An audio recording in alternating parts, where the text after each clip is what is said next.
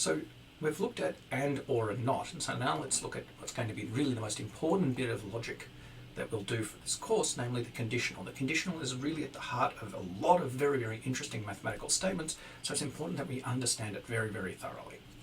So many interesting statements in mathematics are in the form of a conditional, namely they're in the form if something happens, then something else happens. So here's a very good example. If a function f of x is differentiable, then that function is continuous. Now this is a true statement you might have seen in one of your calculus courses. So if we take a differentiable function, then this implication tells us, oh, we know that that function is also continuous. Okay, so this is really a very, very good example, and it shows you one of the reasons it's so important in what we're going to do, because many statements are going to be of this form. So let's define it a bit more carefully. So given two statements P and Q, the conditional is a statement if P, then Q. And it's denoted with this arrow here. P implies Q. Okay? It's also called the implication, and in this context, the hypothesis is the statement P, and the conclusion is the statement Q. Now the implication, this can be a little bit hard to get your head around when you first see it, the implication P implies Q is true almost always in its truth table. It's true except when the hypothesis is true and the conclusion is false. And we'll do some examples of this in a moment. Okay?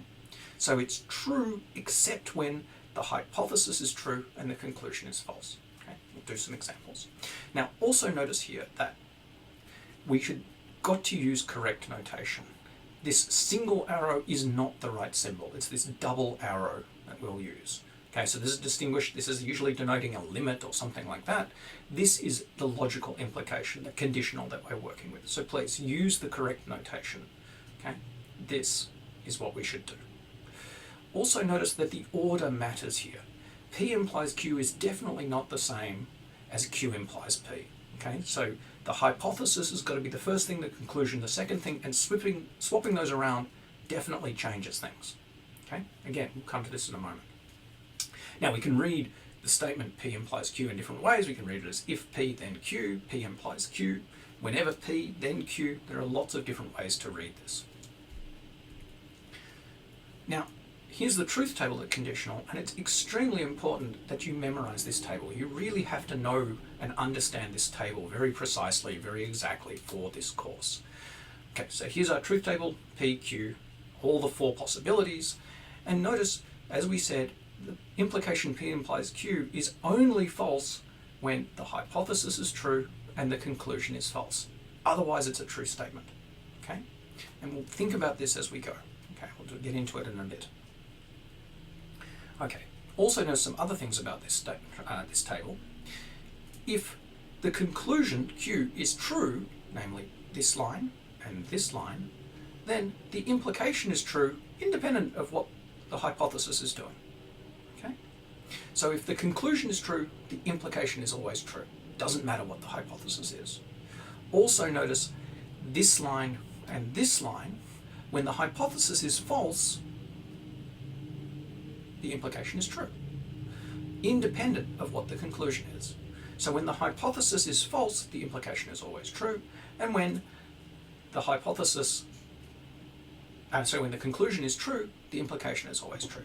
And these are sort of two weird cases that we might see from time to time when we're discussing proofs. Okay, so these are sort of idiosyncrasies of this truth table. So let's look at an example. Again, I put up the truth table here. This is the only time things are false, so let's look at some example statements. If 8 is even, then 17 is prime. Okay, so we have a true statement and a true statement, and so true implies true. This is true. We have 8 is even, then 4 is prime. Well, 4 isn't prime because it's 2 times 2, so this is true implies false, gives us false. Two more examples. If 4 is prime, then 8 is even. Well, 4 isn't prime, so the hypothesis is false here. So we know this is a true implication, but it's kind of useless. It's kind of weird because the hypothesis is false. And this sort of smells a bit strange, and we'll see why this is an important thing in a moment. Similarly, if 6 is prime, then 19 is even. Well, here we have false implies false, and we can look at our truth table here. That's this line. Well, it's true, but somehow kind of strange and kind of useless and weird. Okay, so Again, we'll look at these a bit more carefully with another example. So here's a good, simple example. Let's take the statement, it rains and roads get wet. And then we can form the implication, if it rains, then roads become wet. And let's do these lines of the truth table one by one.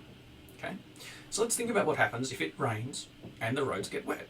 Well, then this statement, if it rains, the roads get wet, well, that's a true implication. It makes sense. Okay? So that's fine.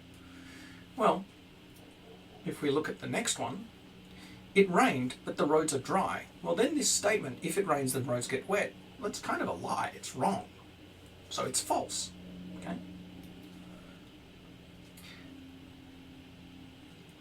Now let's look at this one here.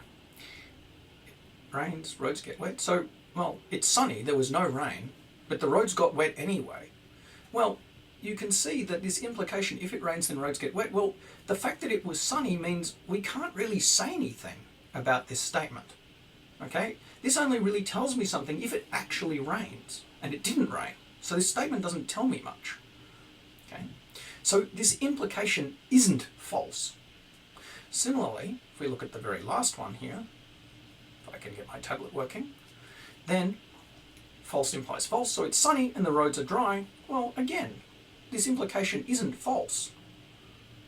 Okay? So these last 2 points, again, if I get my tablet working properly here, these last 2 points mean that an implication is true unless you can prove it false, which is exactly this line here. Okay? So it's a good way to think about the implication. It's true unless you can prove it false, which only happens when the hypothesis is true and the conclusion is false.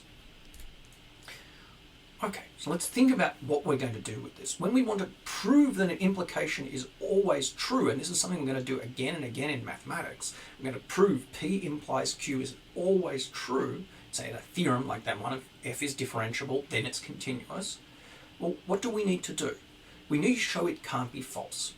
So let's go through the possibilities. Well, if the hypothesis is false, we know just from the truth table with no work at all that the implication P implies Q is true. On the other hand, when the hypothesis P is true, well, we have to do work because the truth of P implies Q depends on the truth of Q. So when we do a proof, this case of the hypothesis being false is somehow irrelevant. We know that the implication is going to be true independent of whatever the conclusion is.